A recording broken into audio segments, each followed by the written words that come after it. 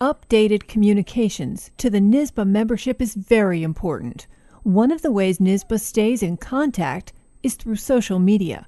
Whether it's Twitter, Facebook, or YouTube, these social media outlets have connected the Nyssba membership across the state in an immediate way that was never before possible.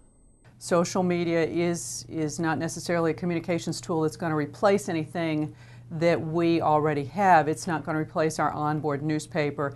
It's not going to replace newsletters. It's certainly not going to replace press releases and other information, ways that we communicate information about our programs and about our advocacy positions and about the information that we disseminate to school board members. It's one more platform that we're using.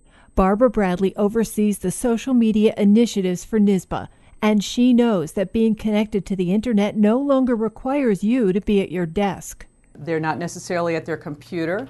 They may be on their smartphones, and these platforms are available on their smartphones. More folks are using tablets such as this. So it's a way for folks to get information immediately if they're not from us, if they're not in a position to get a paper brochure, or they're not necessarily looking at onboard necessarily, because we are sending features and other information from the publications that we are already producing, and we're repositioning it, we're repurposing it for social media. In addition to Nyssba, numerous school districts utilize social media. Community members aren't, for example, reading the school district newsletter or paying attention to how the district is covered in the mainstream media. School districts are using social media to get their messages out. For those community members that aren't necessarily comfortable with going to a board meeting, they may be more comfortable with writing their thoughts on a social media website. In a crisis or emergency situation, social media can be used in a number of ways.